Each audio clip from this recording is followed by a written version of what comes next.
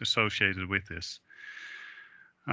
Today's topic is maybe a little bit broader, in broader sense, modernization of statistical business processes within in any of your offices. I assume that many of you work at a National Statistical Institute, and the presentations which you will hear about today are all relevant for your work. They can be applied. They will lead to higher quality and better data. And I'm very happy that I'll be able to introduce the presenters to you. We have about 1 hour and 30 minutes. We do this in two segments. First, we start with three presentations from Mr. Mohammed Bashir from Pakistan, from Mr. Lee Chi Yu from Malaysia, and Mr. Miak Masuren from Mongolia. Those three will start first.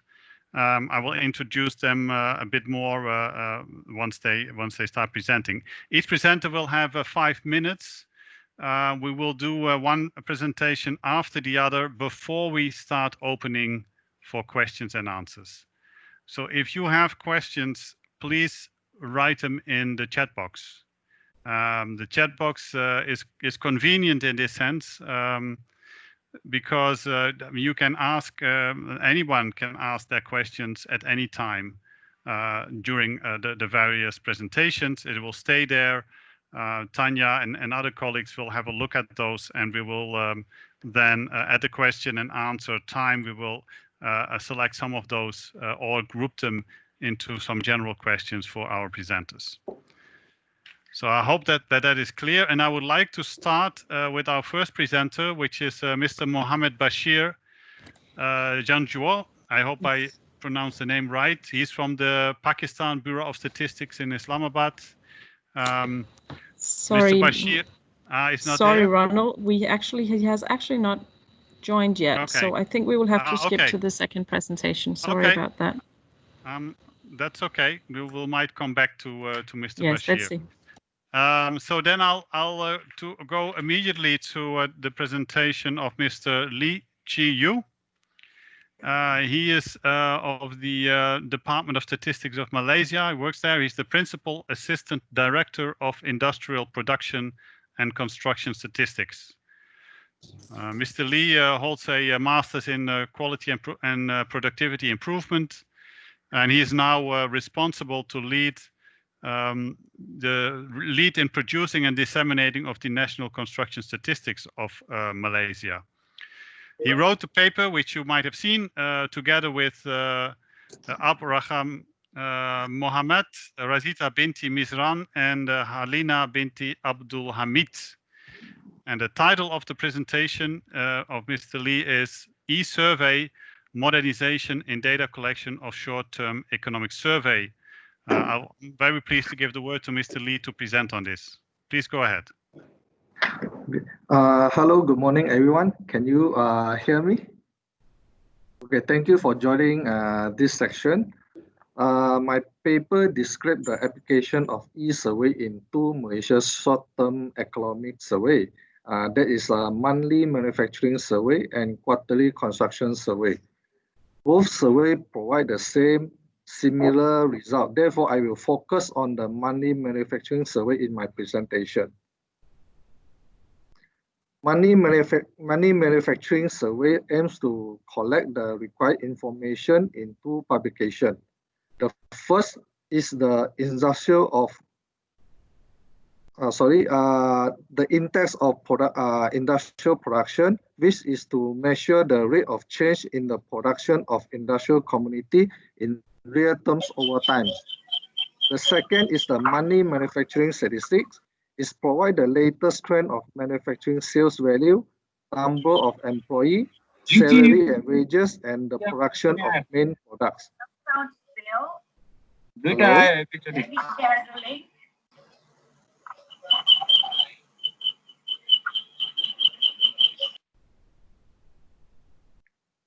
Hello, can you hear me?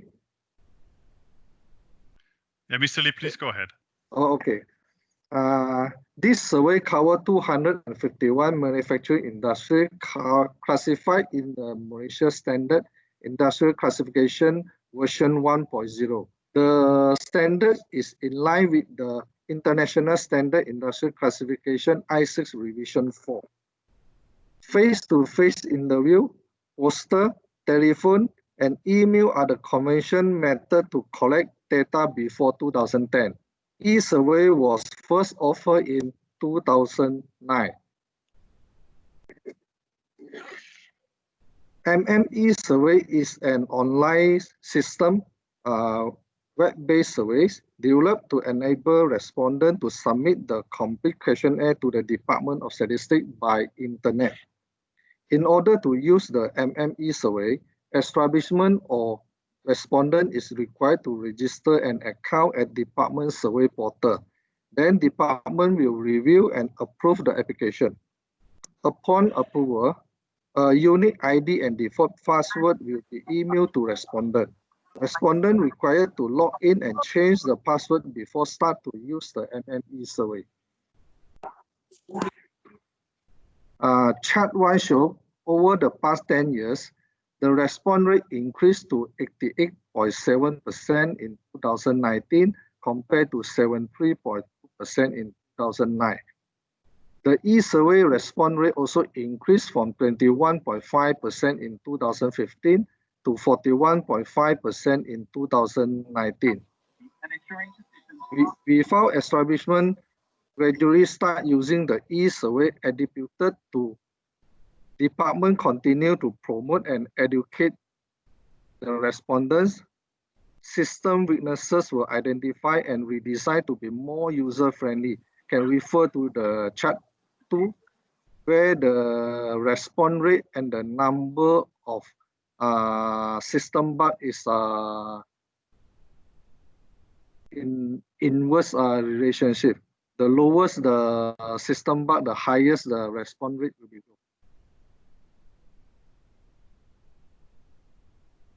The study showed the E-survey benefit to establishment and the department. Respondents found E-survey are easy to use, flexible to provide data according to their time or place, better management in terms of historical information is traceable, and more secure because ID and passwords is required to access the system. Meanwhile, DOSM gain on cost saving, where we can reduce the cost of printing survey instrument and reduce the follow-up cost as well. Shorten the preparation of data from 7 weeks to 6 weeks, better data quality, systematic work culture, and higher confidentiality of data. E-survey is outlined in DOSM transformation plan to improve and modernize national statistical system. Aligned with IR 4.0 and big data, E-survey is the more efficient and economic method in data collection. In future, DOSM will continue to promote and follow up with all existing respondents to participate in E-survey. Organize hands-on section to educate respondents to use the E-survey, send E-survey pamphlet and voucher to establishment, determine target response, and assist respondents in registration. Thank you for your attention. I hope you will find this information is useful. Thank you very much. Thank you very much, Mr. Lee. That was very nice and very concise. So again, to our audience, please put your questions in the chat, and then we can refer back to that. And we will come back to that after the presentation of Mr. Miak Marsuran from Mongolia, and hopefully also the presentation of Mr. Bashir from Pakistan. But first we will go to Mongolia, to our colleague Mr. Miak Marsuran.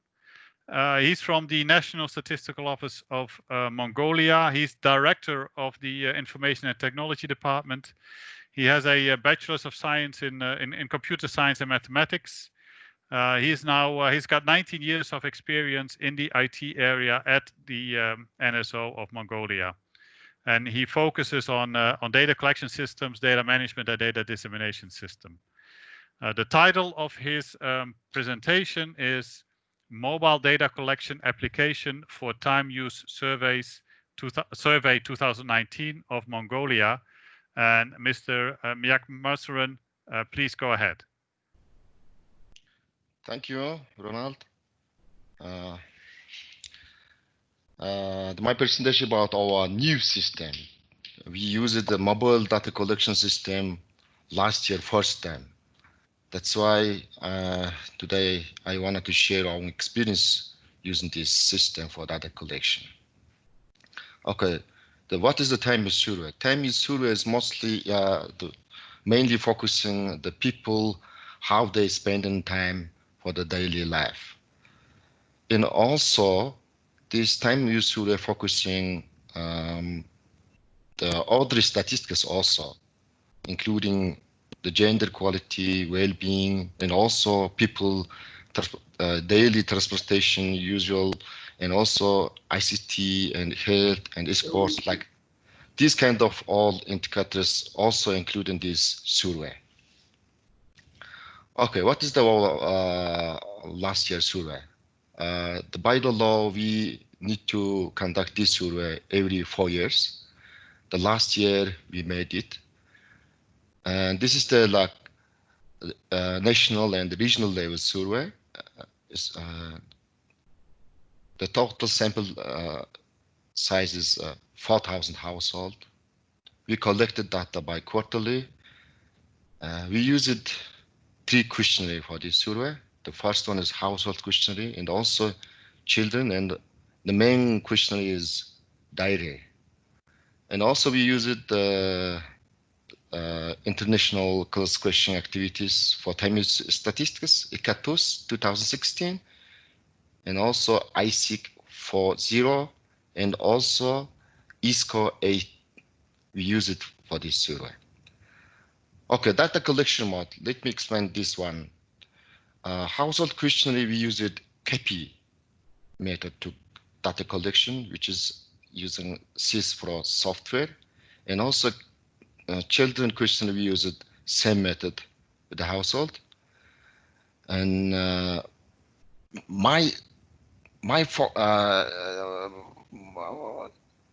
I wanted to share our method using for the diary. We use it for diary smartphone application for the last 2 quarters. The data collection like 1 week in each quarter, and 2-3 days for the each individuals. For example, you see that Sunday and Monday, Tuesday is one wave for the data collection, and also second one is Wednesday, Thursday, and Friday, Saturday. These 3 parts we collected in every quarter. Okay, what is our application? We named our application survey 1212. You can see this our application from the mobile stores like Android store and App Store.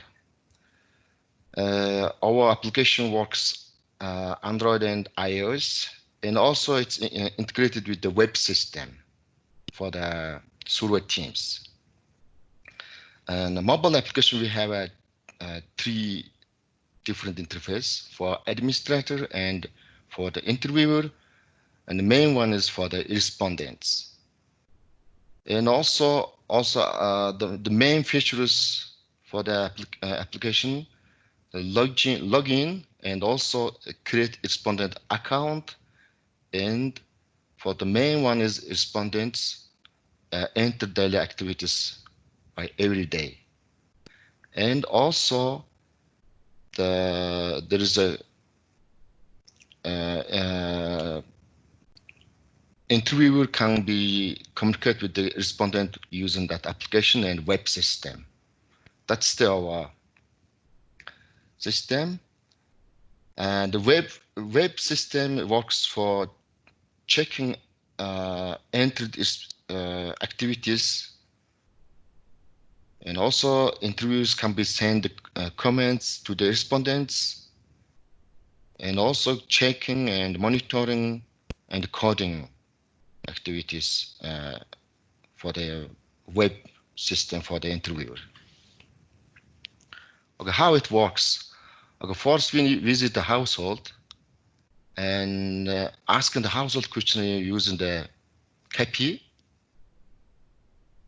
And after finish the household questionnaire, we need to move to diary questionnaire. Then we ask from the respondents, would you like to use a paper diary or mobile application diary? Then respondent can be choose. If they like to use a paper, we will follow the traditional method, like paper-based questionnaire. We give them printed questionnaire to use the next 2-3 days daily activity to fill. And all or the respondents, if they choose the mobile application, we create an account for him and install our application for him phone and give him the guideline how to use our application, how to use next 2-3 days to fill our daily activity. And we give them full, like short guideline to respondents. And next day, starting next day, respondent to enter our activity, the filling or using our application.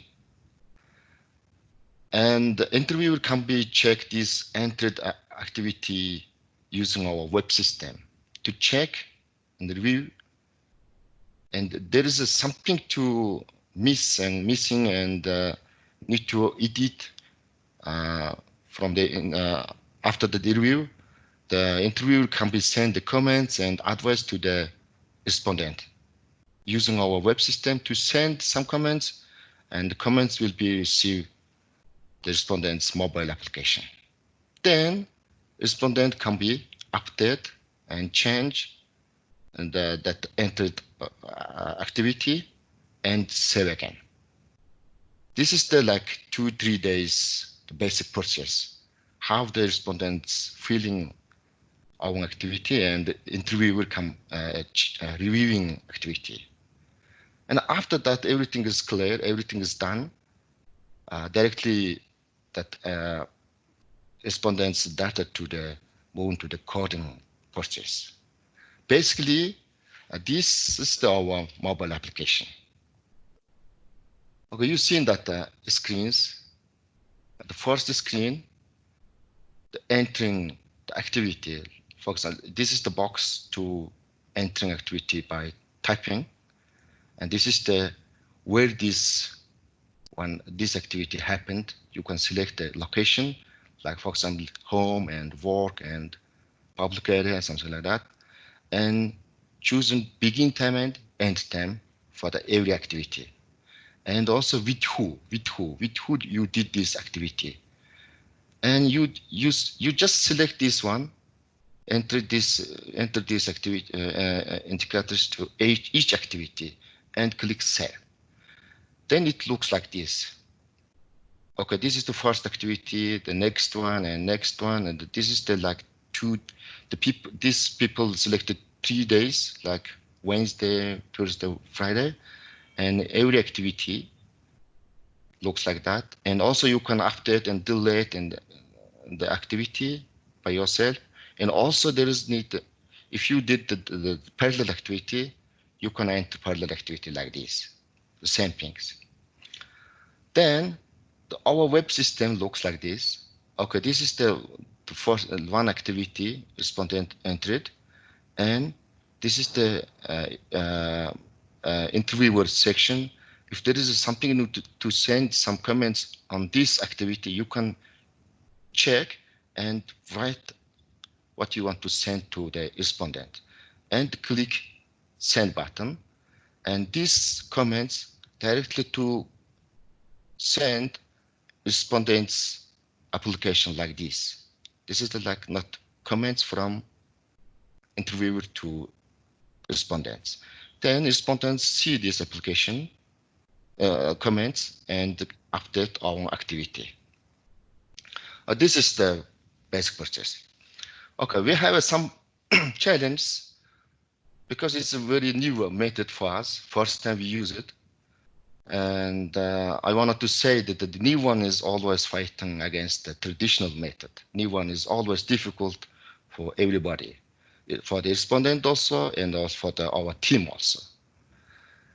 Second one is respondent trust. We suggest them our mobile application to install our phone. That's the very difficult part to explain for the respondents, because the respondents doesn't want to install any application on phone. Then we need to more detailed explanation to him. It's just a survey data entry, no other purpose. It's safe. It's statistical application. Please use it. Then that's also one challenge, and also interviewer skill, because our interviewers mostly using traditional methods. The KP and paper. Sorry, Mr. Mayor. Could we have one last minute, and then we have to wrap it up. Okay. Then the mobilization usage also. The people have a smartphone, but they don't have very good skill to use mobile phone. Also, the internet access is also a challenge. Okay, then we have a advantage and also disadvantage. Only one disadvantage is the many people use a smartphone, but many of them cannot use internet. That's why we give them, spend them some budget to data access.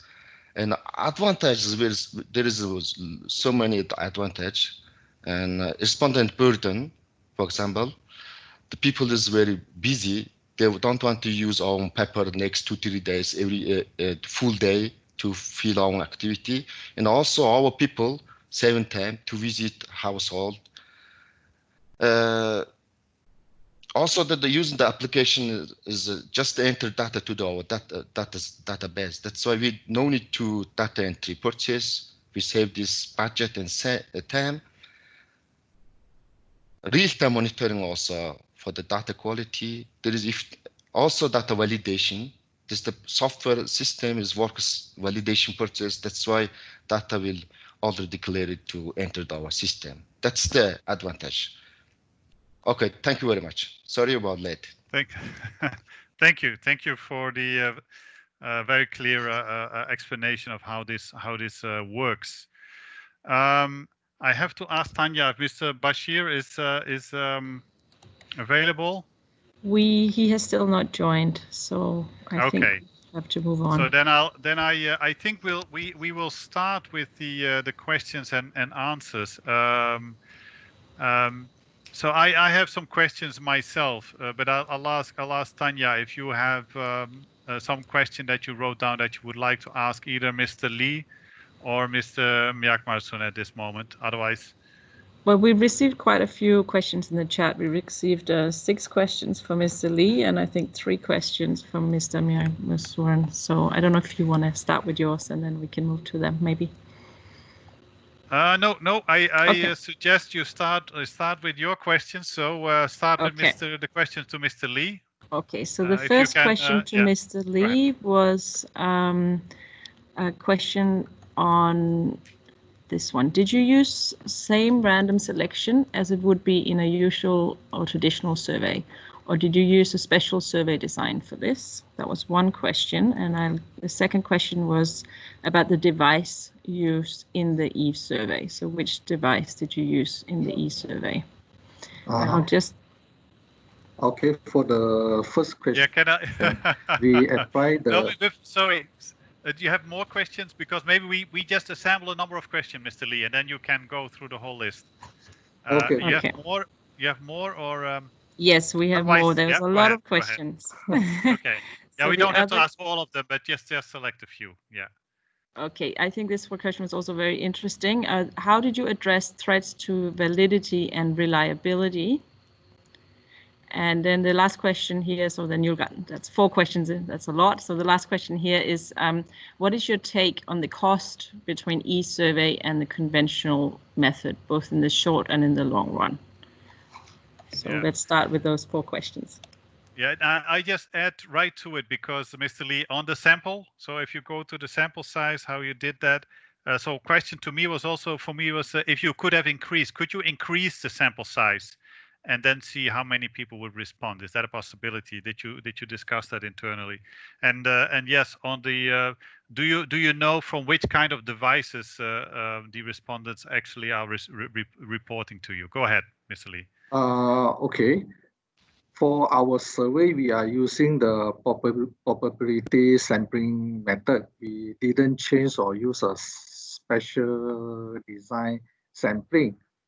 Then in our MME survey, respondent can choose either respond by PC or mobile phone. Then the third question is,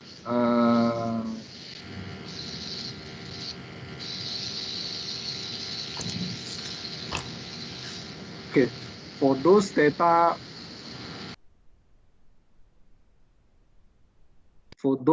we receive from the e-survey, our field emulator and supervisor will check on it. Before the supervisor check on it, actually the system already automatically do some logical checking. So we can make sure certain reliability or validate the data before the supervisor checking on it, as we do it manual. Then, sorry, the last question is about the cost, right? Because we just introduced the e-survey almost 8 years ago, it's still news to the respondent because we do our sampling every year. Then there might some selected respondent in previous year out of our frame, and then the new respondent will coming in, right? So we're still in the stage to educate our respondent to respond any survey, or especially this MME survey, to our department survey. So we are not so conscious of the cost to educate the respondent. But however, by offering this e-survey, our department is saving a lot of cost. Okay, thank you.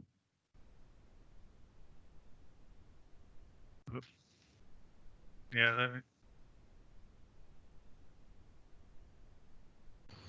I'm failing. Yeah, sorry, you. Yeah, I have a little bit of a delay in unmuting myself, so I click too often. Thank you very much, Mr. Lee. I think that's it's very intriguing also, yeah, all the new possibilities that you get by introducing the e-survey. Now, questions for Mr. Mjagmausuren. Do you have a few questions?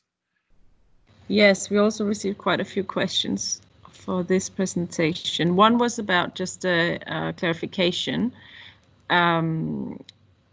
which says, can you explain what you mean by creating a mobile app account? So that was just a little bit of explanation of your approach. And then we also received another question, which was how many respondents did choose the mobile application as compared to those who selected the paper method? That was actually my question as well. And are there any difference or impact on the results from the paper method versus the mobile application? And we had one more question here, which was, how do you select your target respondents on the mobile data collection application for the time use survey? So how do you select your target respondents? So I think we'll go with those 3 first, and we still have more questions for both presenters, actually. There's a lot of interest in your excellent presentations. Okay, thank you for your questions. The creating account is because our application is not for the public people, not for the old people. It's just for the selected respondents. That's why who wanted to use our application, and we just create account for him personally. That's why our interviewer have tablet to use a visitor household, and the interviewer will create account on time. And after install application, his mobile phone, and using this account to enter this account to use. That's the create account. Target respondents. Yes, the second quarter we tested it in the capital city, just some area. And the third and the fourth quarter we use it for the national level. There is no target respondents. We just wanted to suggest who wanted to use our application. That's our target. I just trying to use all respondents, but it's not possible in the reality. And result of the mobile phone usage and also paper usage, I put this exact number in our full paper, but around the third quarter, around 100 household and 150 respondents used mobile phone. That's the result of the third quarter. Thank you. Any other questions? Okay, thank you. Thank you. Thank you. I don't know if you have further question, Tanya. I just wanted to raise one thing here, and that's how you can go from here forward. And this is to Mr. Lee and to Mr. Miyakmarson. So the way so how can you further build on what you've already established in improving quality? So for Mr. Lee, is it possible to you are doing some promotion and so forth with the e-survey. If you would enlarge your sample a lot, if it's supposed that receiving data via e-survey is less costly, so you could maybe increase your sample survey. Would that be a possibility? Have you thought about that? And that might if that might increase also the way you can maybe get in a more timely fashion the data collected and processed and published, if you would do that. That's to Mr. Lee. And then to Mr. Miyakmarson, I already want you to think about my question, which is, so I know that there is a lot of interest nowadays in time use surveys, but also in relation to like healthy lifestyle. So if you would, have you discussed if your mobile app could also be used more broadly? So you are actually checking a diary of people for what they do during the day. Have you discussed with internally with NSO, within your NSO, with people who are also looking at health and preventive health and things like that, if they're interested to know if it could be used for that as well? So just more broadly, for what are other possibilities of using your mobile app? More than for the time use, which is already very important. So Mr. Lee, if I can come to you first, and then Mr. Miyakmarson, please. Okay. Basically, in our money manufacturing survey, currently we are increasing our sample size every year, but not because of we want to increase the e-survey response rate, but it's more to cover the niche area and the granular statistic or data. Mm-hmm. For all those selected establishments, we are trying to educate them to respond by e-survey.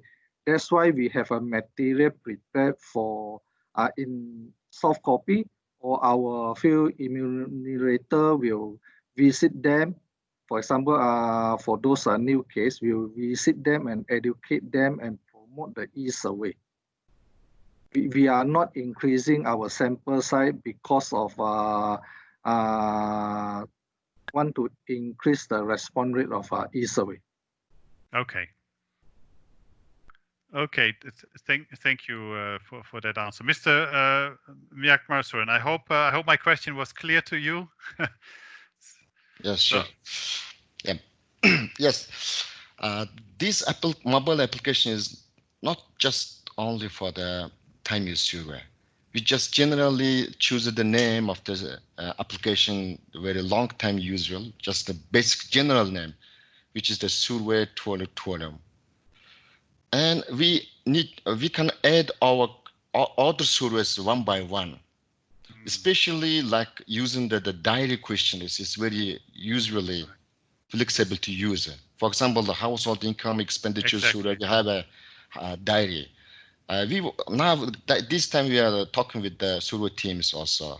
Okay, how we can use it. Also, that the COVID time also giving us some chance to, because our traditional surveys we cannot visit the households. This is the chance to use this application also for other surveys. Yes, the time use survey analyzing is just we are doing now. We are doing the analyzing now. Our team. Then after that, maybe we can more share this data to the other purpose, like something like that. Okay, thank you very much. Tanya, I propose to have the break now, because maybe Mr. Bashir would come back and then we would have 4 presentations after the break, which would then all of a sudden be a lot. So I think we do a small break until I have it 11:41 here, which is 10:41 in Bangkok, I think. Or is it maybe 10:04? I don't know if my clock is correctly running here. It's not, but let's just take a 5-minute break. And for the people who asked questions that we didn't manage to respond to, we'll write them down and send them to the presenters so that we should be able to answer them over the coming week or so. And thank you very much for all your questions. So let's do a 5-minute break and then we go to the other presenters. Yeah, thank you very much, Mr. Lee. Thank you very much, Mr. Mjagerson. These are very interesting topics, and yes, I think this is something that for the future we're going to see much more from. So just a short break and then we'll come back. Thank you.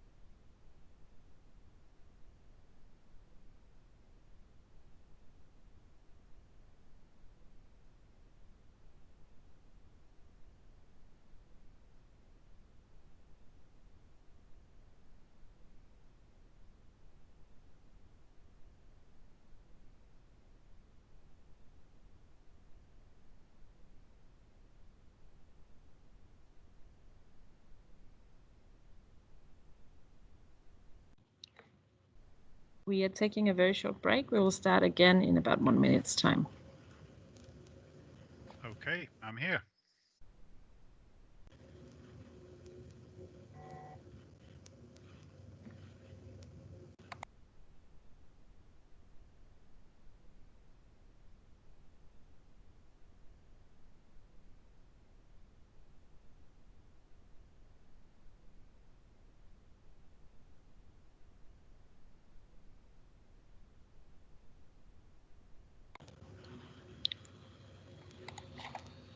Okay, our 5-minute break is over, and let's get going again.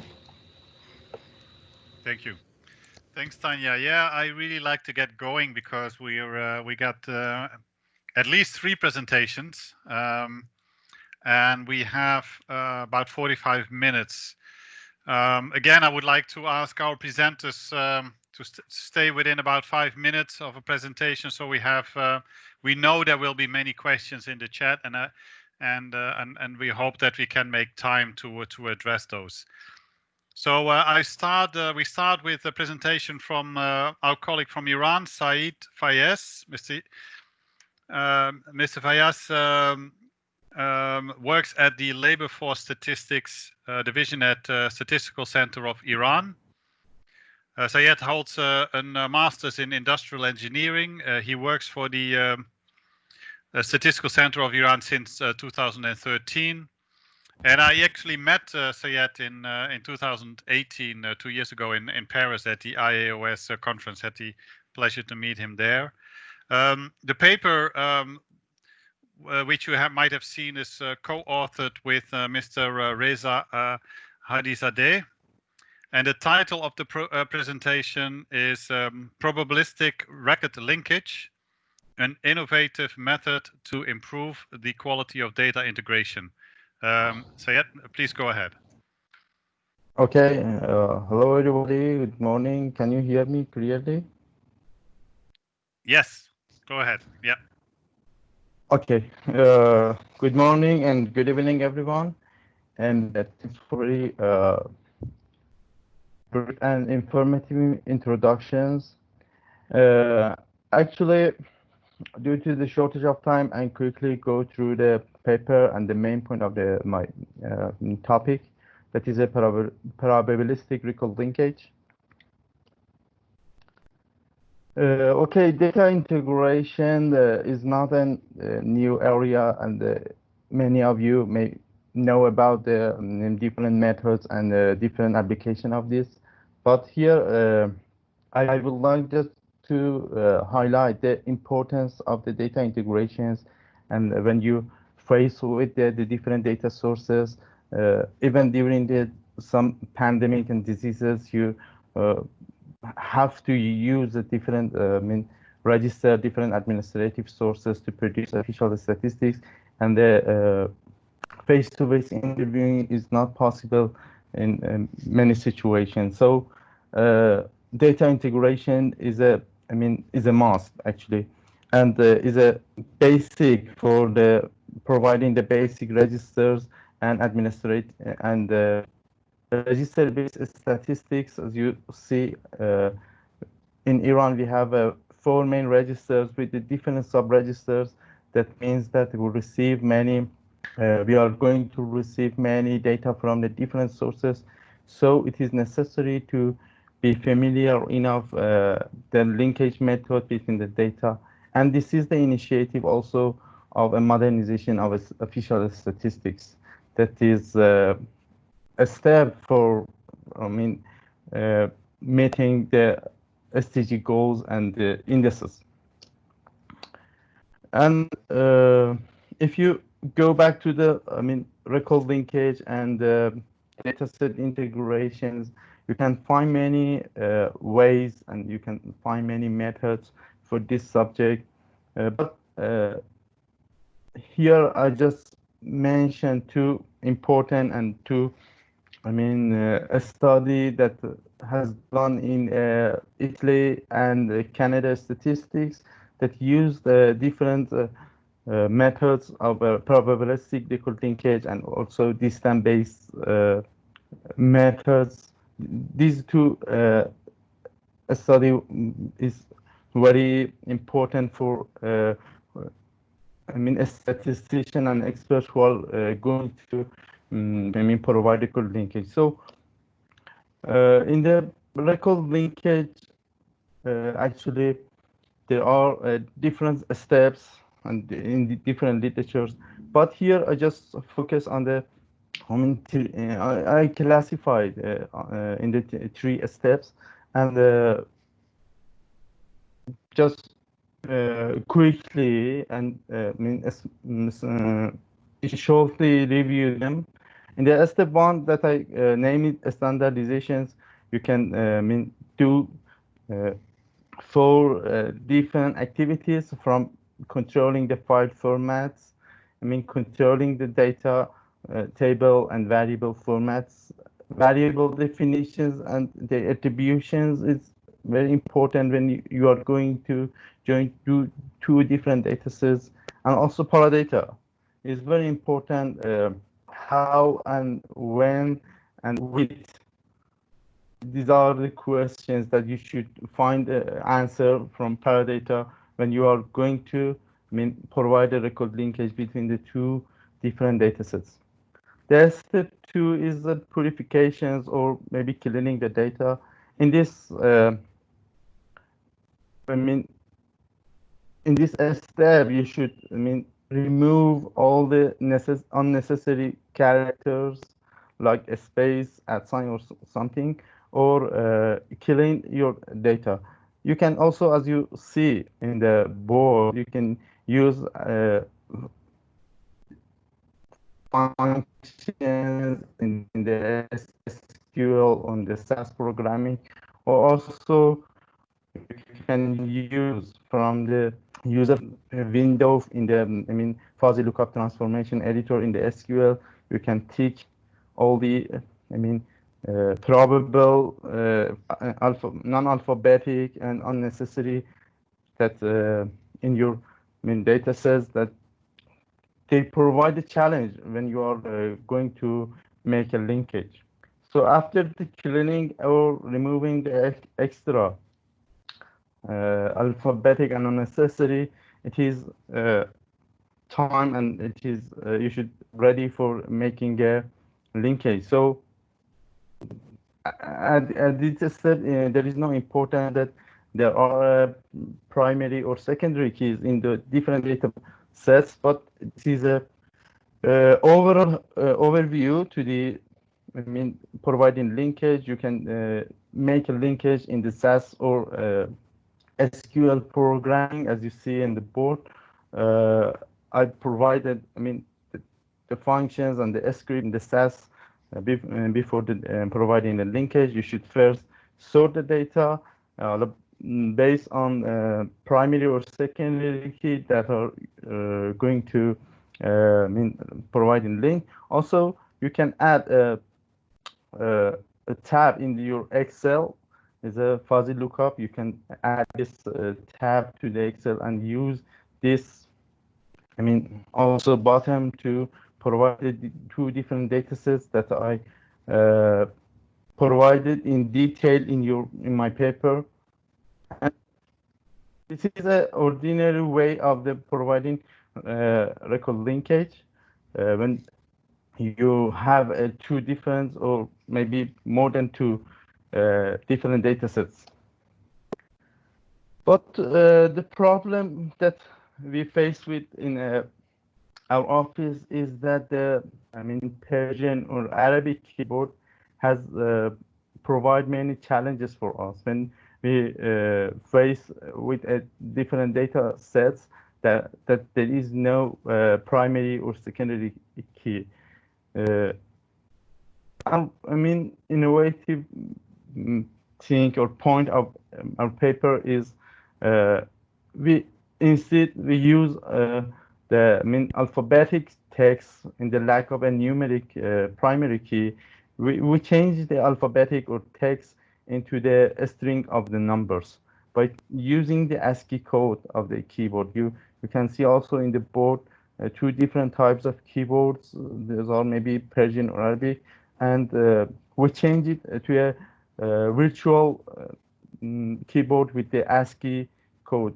And if you see in the table, we have, for example, 6 Persian name, and then they change to the string of the numbers by converting to the ASCII code. So this means. Sayed, one more minute, please. One last minute. Yeah. Okay. Thank you. So we use 1,000 sample and household income and expenditure survey. We tested these methods when we have a primary or secondary key, and in these situations that we have a PIN number is a 10-digit, is a perfect match. But in the lack of primary key, we use the similarity linkage from fuzzy lookup, and we use the conversion from 2 different data sets based on the 12 variable, and this algorithm, if the number of similarities from the 12 is more than 7, then match is possible. So this is a window that you can use in the SQL for joining, and the result. Summary shows that when the primary key is available, converting to the ASCII code and then joining is same result. But when you use this method, when you have no primary key, you can improve in the number of linkage between 2 different data sets. So I guess these methods can be used for the other languages as well, and you can make an improvement in your joining. Okay, thank you. Sorry for. Yeah, no, thank you, Seth. Sorry for pushing you, but time goes always really fast. No, it's no good. Also, the paper gives more details for people to look at, and also the results of the study there at the end, which you gave. Please again put questions in the. Thank you, Syed. Please put question in the chat, and then we'll come back to that after the next 2 presentations. Okay, no problem. We go first. Yes, thank you. We go first to Miss Waode Sahayini Majida, if I am correct, from BPS Indonesia. Ms. Waode is a system architect and big data engineer at the Statistical Office of Indonesia. She's got a bachelor's in computational statistics and a master's in electrical engineering and informatics. She works at BPS since 2011. The co-author of the paper is Takdir, who is, I think, from academics, from the Politilik Statistica Institute. The title of the presentation is Big Data for Official Statistics, Administrative Area Identification from Plain Text Address. Ms. Waode, the floor is yours. Please go ahead.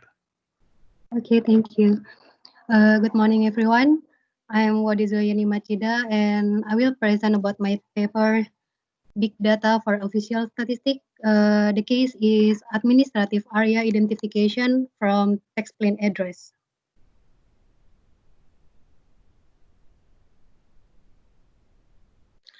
Okay, as we all know that region or administrative area information is always become a key or variable that always used as a dimension in our data collection process or dissemination.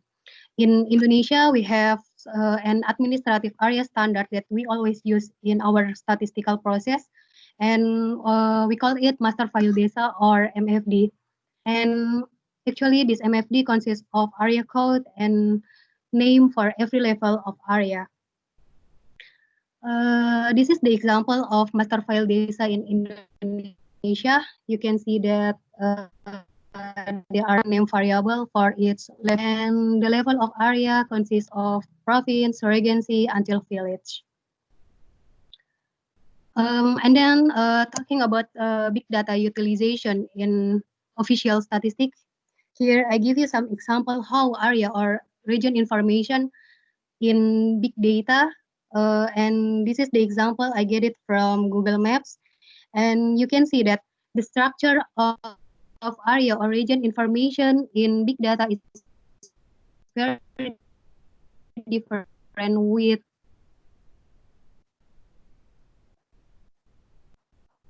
our standard free and free text. You can see from this example, the from one difference with other source. One source can give you information about area in just province level, but in the other source, we can get area or region information with more details until village level.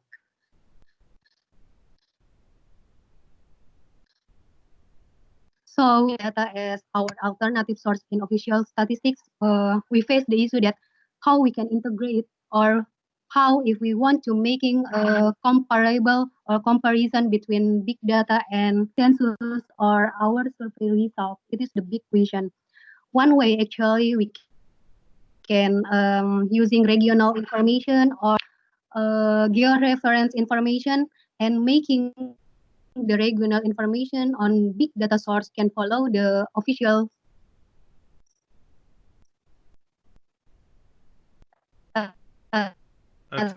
Miss Waode, on.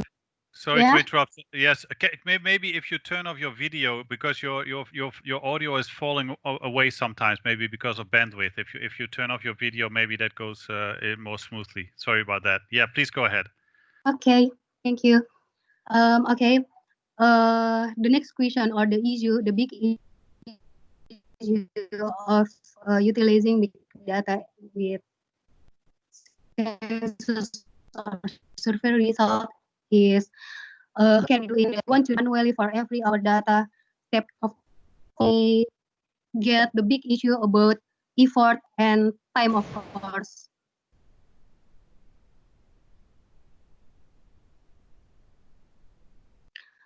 And in this paper, we propose one approach that is text processing as a solution.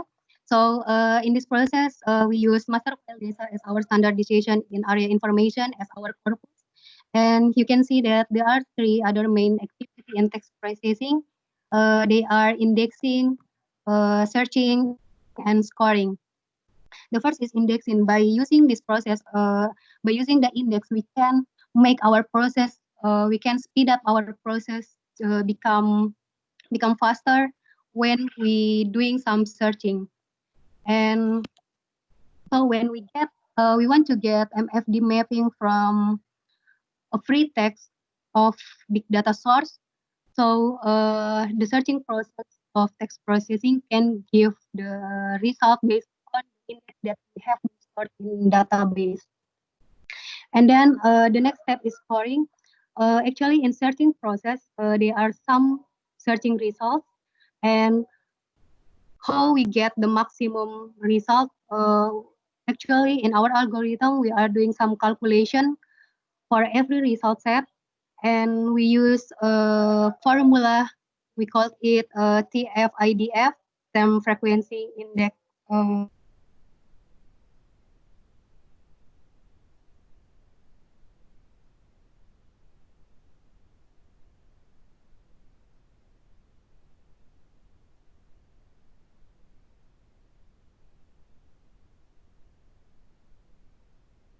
I think we lost the connection with Waode. Is that correct? I can also not hear her. Miss Waode? Okay. Okay, you're back now. We lost the last minute, now. I think. Sorry. Yeah. Sorry for the inconvenience. Okay, I will continue my presentation.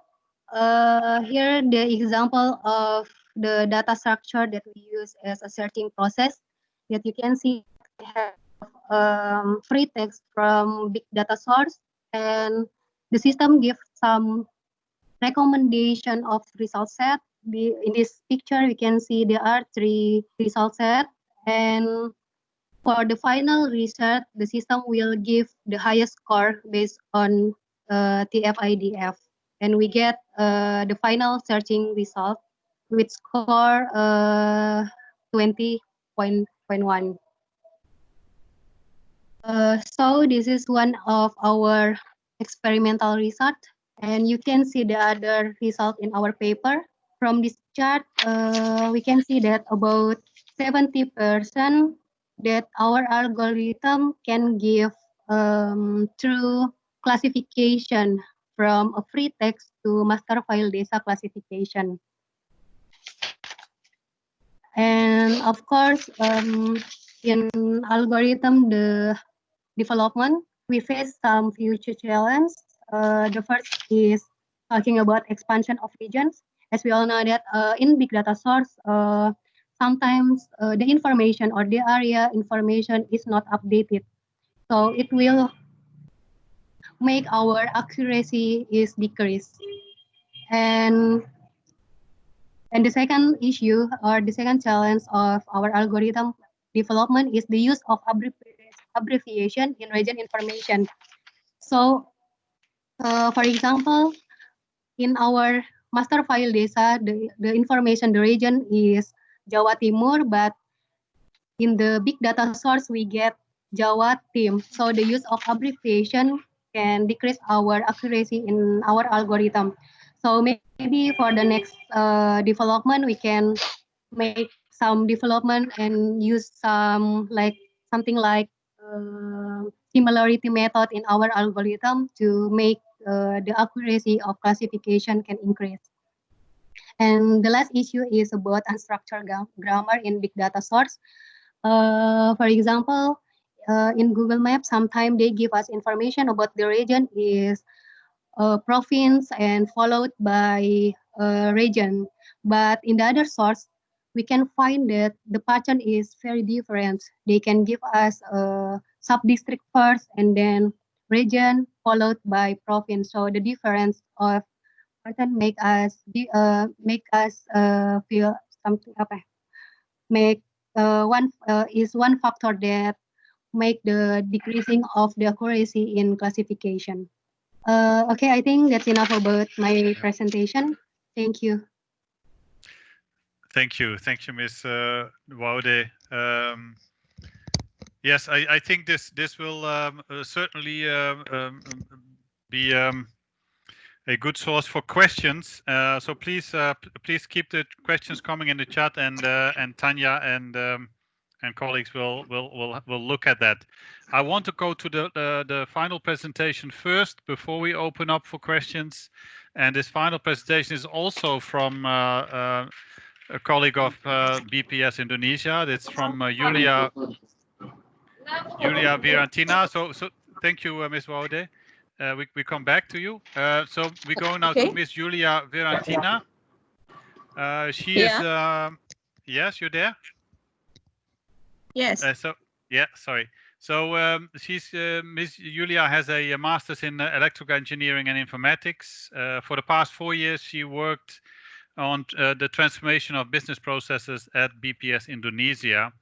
The paper, which was written together with Herman Supatra, Kalikur Rahman, and Eka Miftakul Rahmawati. The title of the presentation is Digital Enterprise Architecture to Support Effective and Efficient Statistical Production. The floor is yours, Julia. Please go ahead. And for about 5 minutes. Go ahead. Okay, thank you, Ronald. Okay, I'm Julia Virantina. I come from Statistics Indonesia. In this opportunity, I would like to present our paper, Digital Enterprise Architecture to Support Effective and Efficient Statistical Production. Okay, I comes up with based on organizational structure in BPS, make that some division or subject matter area to manage their own statistical activities. So because of the lack of communication, so there are so many business process. There is no standard in statistical production business process. This silo condition cause the similar sample category group target and variable redundancy. There is no data standard, and in some case, the subject matter have to develop the application to support the processing or collection. So there are so many applications that have similar functions, but in the different platforms. It depends on the knowledge of the resources in each subject matter. So to reduce the silo, BPS has initiated to develop enterprise architecture. Why enterprise architecture? Okay, let me invite you to analogize that this enterprise architecture is similar with the architecture of our house that we are living in. So if we want to repair our house, we have to know which part that will be repaired. So we have to know if we have changed some area, what area will be affected. So it is the same with enterprise architecture. So we have to know a lot of what kind of business process that we manage, what kind of data application infrastructure. So when we want to transform to be better, we can make a correct decision. So in developing the EA, we refers to TOGAF, and we customize it to our organization. And as the target, because of we are statistical official, we refers to GSBPM as a business process, and then in data we refer to GSIM, and for the activity to come so. And in implementation, we move to digital enterprise architecture. Why we move? Because it's very difficult to maintain the static blueprint. So in develop the DEA, we have three methodology that we are focusing on. First is development methodology. It's all about the meta model and then the standard, the viewpoint, and the second is analysis methodology. So all information that's stored in a digital EA repository, business data, application technology, we want to know how to get the information from all the components that are related. And the third is digital EA governance. So how to govern this enterprise architecture. Okay, next, how DEA works. Okay, actually, all the information that we've collected that's stored in a current repository with the same standard, we want to analyze it. So the information like redundancy or similar meaning or similar name will be grouping and mapping in the target etc. to the target. So all of the information will be the base information to develop another architecture, just like application or data architecture. And how DEA changes the business process. Okay, maybe I give the example. So from the DEA repository, we know that there are business process redundancy. The initiative that will be taken is build integrated application. Where is the role of DEA?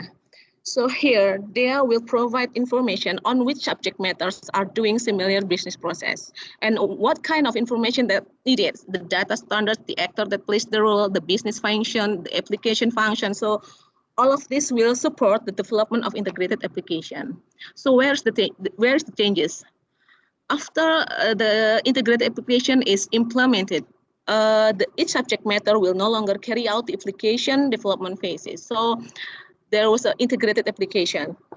And another case is some variable redundancy. So we know we got informed from their repository that there was a variable redundancy. The initiative that BPS taken is integration survey. In here, a role of DEA is provide information which survey has the same variable, what kind of variable, the source of the variable, and also provide information which survey has the same sample group target. And the benefit is reduction the number of surveys. So 3 surveys become 1 survey. Okay, so the benefit of EA is first business alignment. So we know that EA each component comes from vision, mission, and then business. There are relation about IT to business, business to vision. So we make sure that business process that we've done is aligned to the vision and business strategy. And then impact analysis. So all of the information that's stored will give us information. So the relation that we have defined between business to data, business to application, business to vision will make us easier to make impact analysis. And then, like I mentioned before, that this EA will give a greater efficiency and reducing costs, and also support decision making. And the challenge, first is commitment. So because of EA comes from mission, so we need the support from BPS top level management, because they have to support us to maintain, to invite all the people to have a same mindset about EA. And then the involvement. So it's not easy to maintain the repository of DEA. So all the employee here have to involve to change their business process and another like data and application, and then continuity and maintenance. There always be changes in our business process, so we have to keep to the continuity and maintenance of digital repository. And the last is readiness to transform. We know that transformation sometimes make the people feeling uncomfortable because it will disturb the comfort zone. So I think digital enterprise architecture is not a project. This is a journey, because there always be a changes in our business process. Okay, I think this is enough. Thank you. Thank you, Julia. So yes, it is. It's difficult. It's a difficult process, and to have only a short period of time to explain it is difficult. So thank you very much for doing this. It's okay, thank you. We have the paper, and I hope also there will be more papers coming on this topic. So I go to Tanya. I think we have at least about 10 minutes for questions. Tanya, do you pick up some questions from the chat? Actually, we have not received any questions yet, which really surprises me, because they were really interesting presentations. So if anyone has questions, you have a very good chance of getting them answered if you put them in right now. Okay, I'll have some questions. Okay. Otherwise, and I start from the back down. I will start with Julia. So one of the questions is that this is a very a difficult process, the whole introduction of digital enterprise architecture, and I just wanted to know about I wanted to know about the timeline. So how far are you in the process, and where how long will it take, do you think, in doing this? Okay, actually I think this is unlimited. So but we start to initiate enterprise architecture since 2016. So three years, in the first 3 years we've just we've done some readiness assessment, and then we collect the information to fulfill the current information, and then we've done some capacity building to engage and then to increase the knowledge about EA. Okay, and after that we've in 2020 we just try to implement it. Okay, we try to analyze what kind of information that's stored in EA repository, I think. Yeah. Okay. Thank you. No, it's a big undertaking. That is for sure. Thank you very much. I have questions also for Said and Ms. Waode. It has to do with data integration. I think Said made a good point right from the start, that the data integration is important, so you can make use of more than one data source by linking them. And so Sayed, I think the example you had was actually from the same kind of survey, so you could link the variables in a certain sense relatively easy, because they were the same variables in the same data sets. Have you thought about or tried to see if you have actually a different kind of data set, right? And you try to link it. If you pick up, instead of picking up 12 variables, that you can only pick up 3 or 4 to use that in your increase of linking of records. So that's a question to you, and I have a similar question to Ms. Waode. So Ms. Waode, you can already think about that.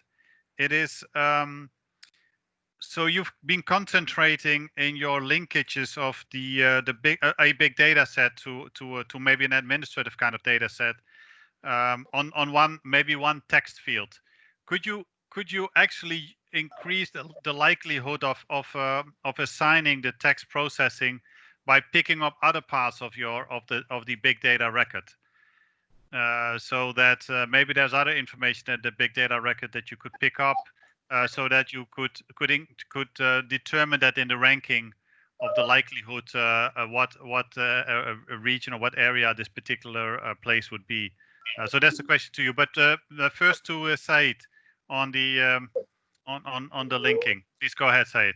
If you, I hope my question was understandable. Yeah, go ahead, Said. Thank you for your interesting question.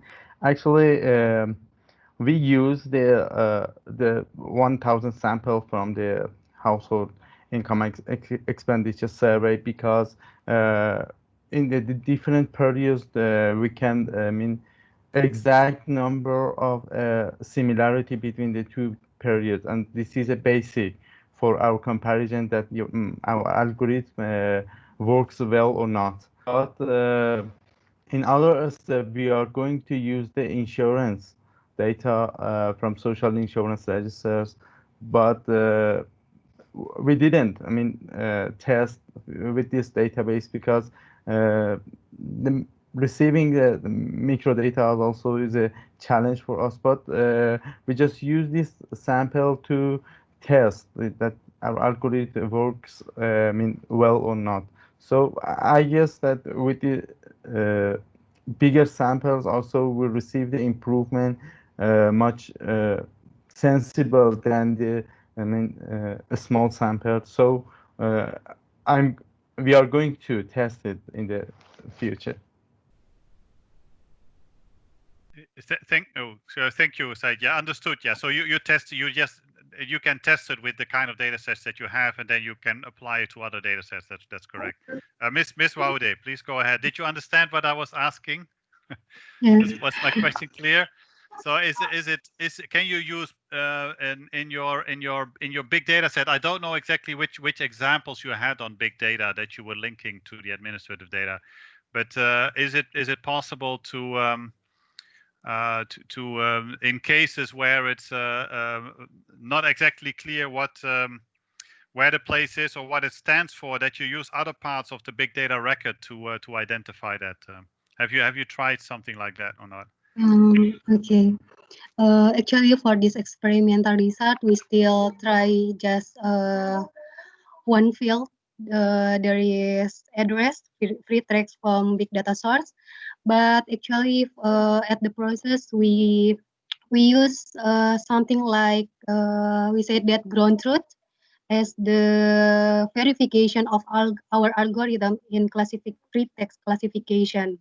So we collect beside the free text of area information, we collect the coordinate, longitude and latitude, and from that long lat, we are doing some overlay to our map. Yeah, from our map. So from that overlay, we get the information of area, and then from the result of overlay and our free text classification, we make a matching for that, for getting the accuracy of the process.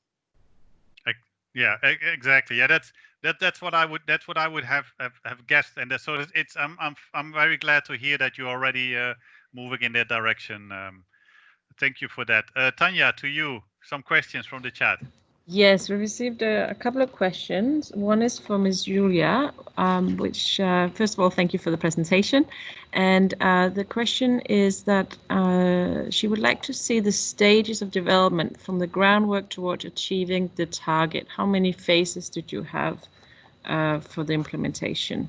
So that was a question from Ms. Julia, and I'm just going to ask another question which came in, which is for Iran. So you have many basic administrative registers. How are these coordinated and maintained? And what is the role of your NSO in the process? So if we start with Ms. Julia. Okay. Okay, let me share something. Wait a moment.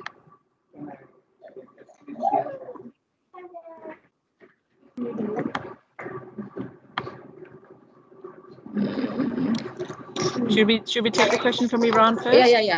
Yeah. Okay. Okay. So we'll take the question from. Okay. Oh, there we go. Sorry. Okay. Yeah. Actually, we've mentioned it in our paper. So there are 3 phases: digital development methodology, continuous and continuous digital improvement. So in a digital development methodology, there are 5 stages. First is initiation. I'm sorry.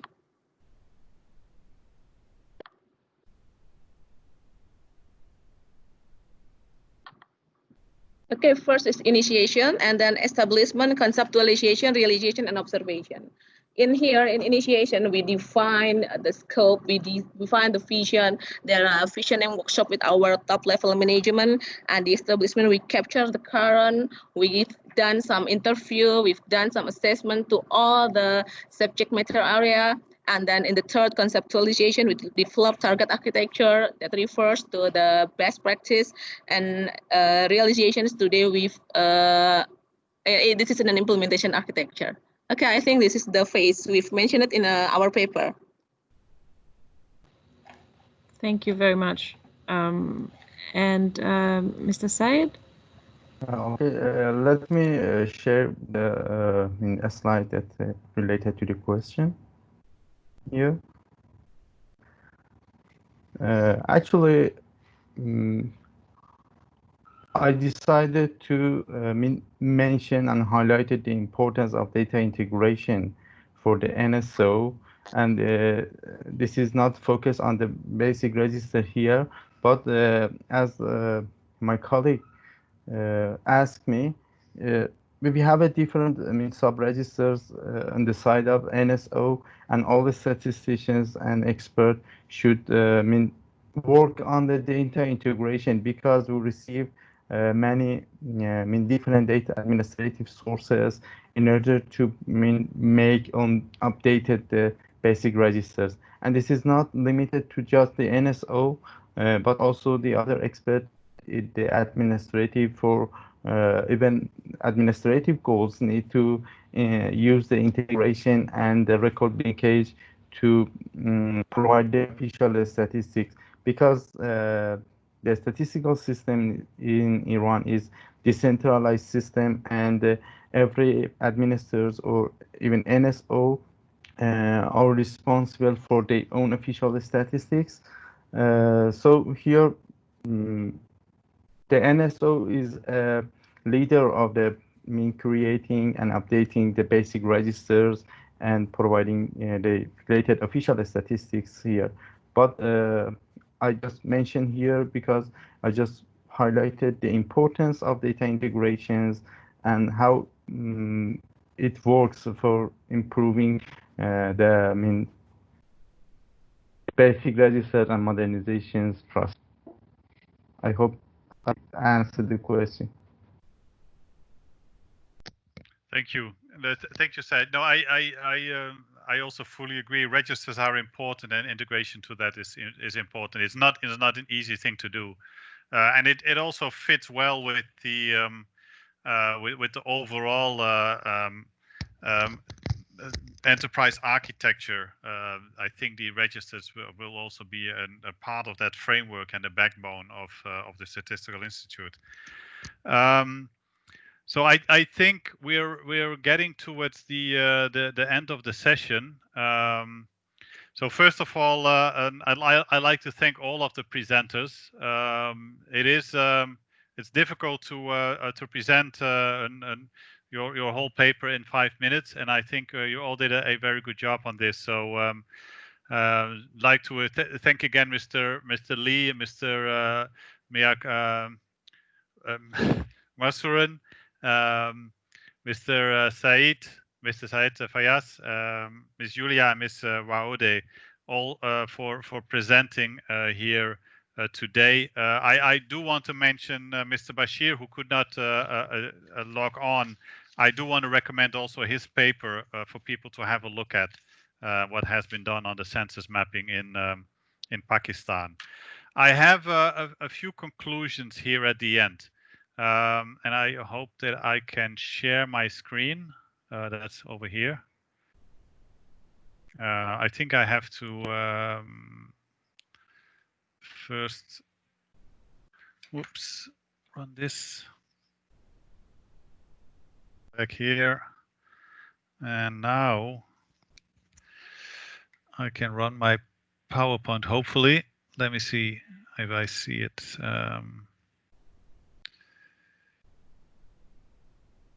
Okay, let me see what comes up if I click on this.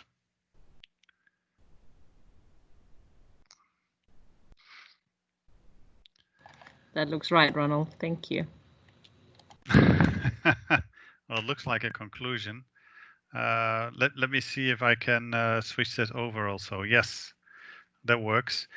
So I've just a few conclusions on a very global, very rough in relation to what I would say then modernization of statistical business processes. What we saw before the break was improvements on data collection. How can we use modern technologies, digital technologies to collect data in a better way. So this could be done for census mapping. We saw this by implication by using it in surveys as an electronic survey, and by using it as a mobile app in the collection of data in the form of a diary. What you will see in this is that it's more detailed, right? You get more data in this data. You have more quality control on what you are collecting. It's usually timelier if it is transmitted directly. So you could also then disseminate more timely, and which in general, I think all of those aspects are better data for decision making. So I think that for a start, I think all those applications showed how this move into using of digital products is actually working well.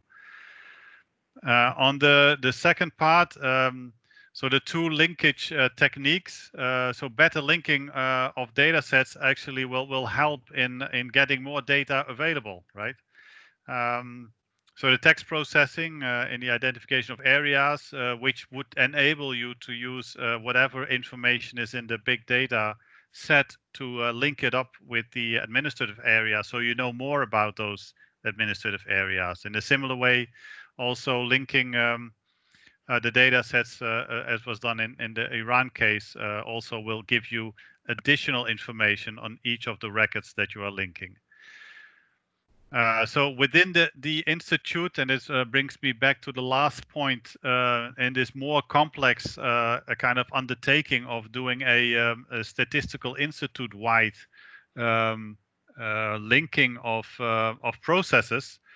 There you will actually look at harmonization of concepts, because your surveys might measure within the survey similar concepts.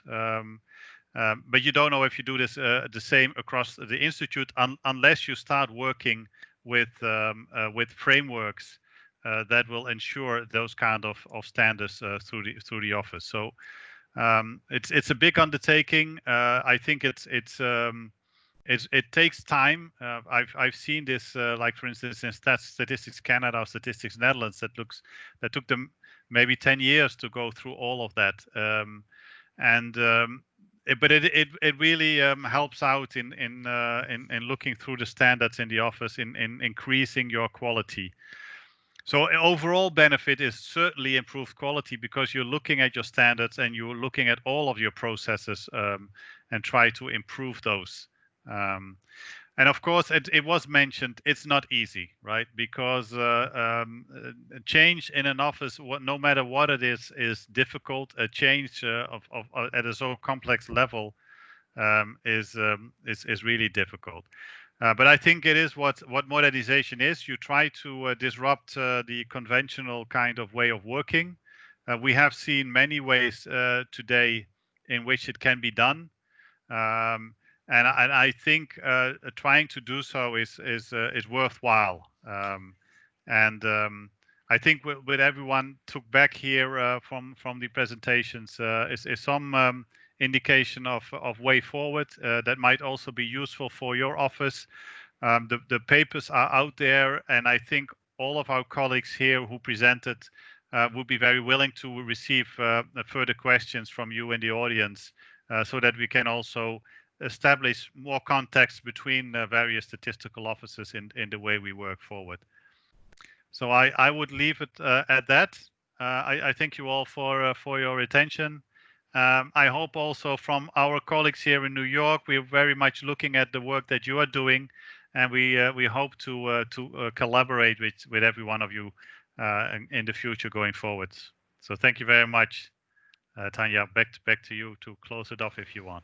Thank you. Thank you so much, Ronald, and thank you to all the presenters as well. You all did a really excellent job, and this virtual platform is not easy for any of us, but you all did really well. So thank you so much, and thanks to Ronald to call in at this very late hour. We really appreciate it. Before we finish, I would just like to encourage you all to join some of the other sessions of the Asia Pacific Statistics Week. There are sessions this afternoon and tomorrow, and also a session on Thursday. So I hope we'll see you again in some of these. And I would also just like to mention that my colleague has sent links in the chat to an evaluation form for this session, as well as links to the papers and other information. So I hope to see you again later in the week, and thank you all very much for joining today. Okay, thank you. Thank you. Bye-bye. Bye, everyone. Thank you. Bye, everyone. Bye-bye.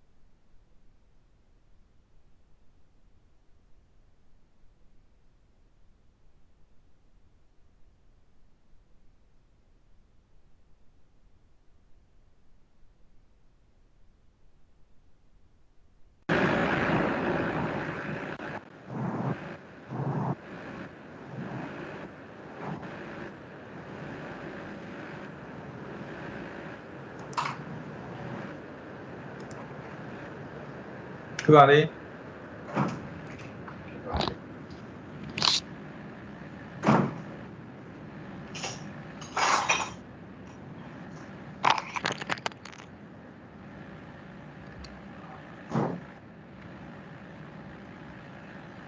Hello.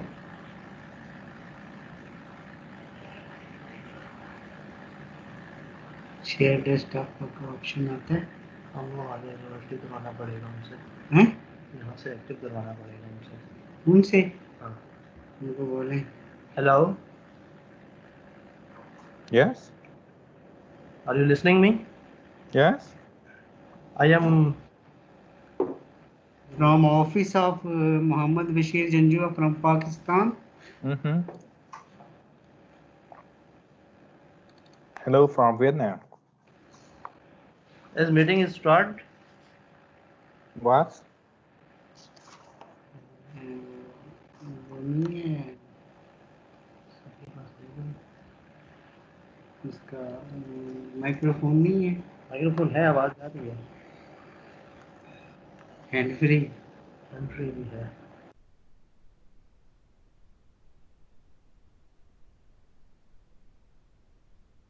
पहले उससे बताते हैं। Hello hello sir. Hello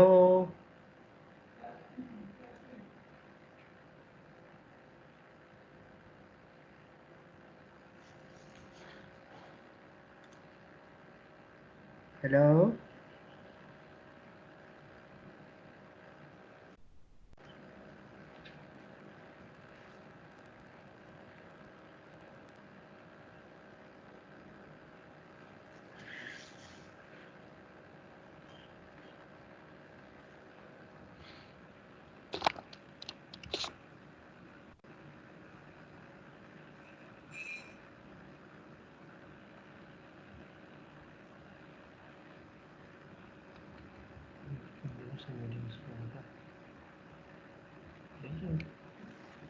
इधर लिखे ना उसको। ओहो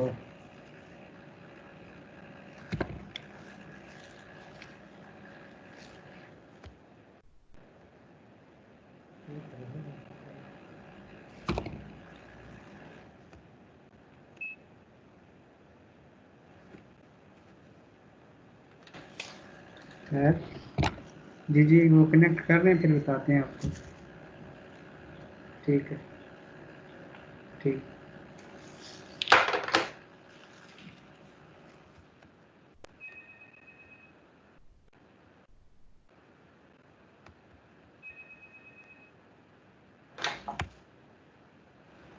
hello वालेकुम सलाम सर, कैसे हैं? ठीक ठाक, आप ठीक हैं? बैठे हैं सर। सर थोड़ी देर बात करेंगे, अभी एक सर प्रेजेंटेशन दे रहे हैं ऑनलाइन। जी तो फ्री होते हैं तो मैं बात करवाता हूँ। Thank you.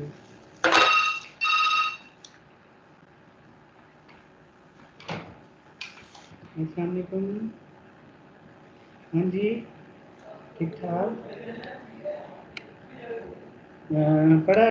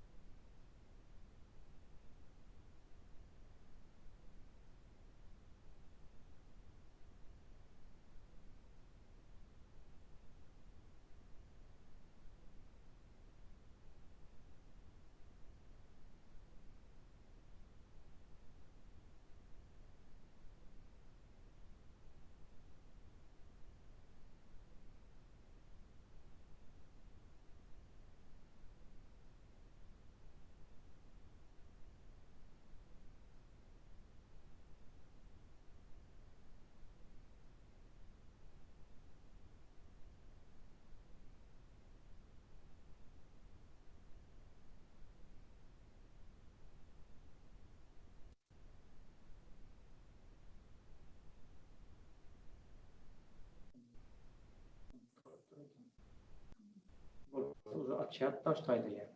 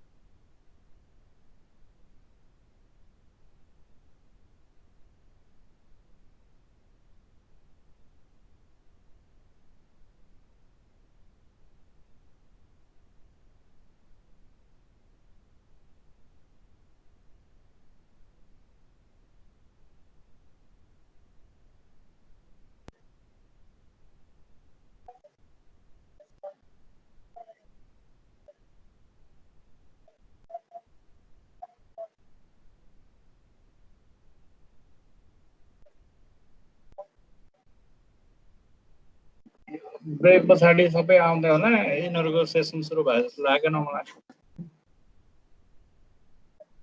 सबैको एकदम थोरै मान्छेहरू छ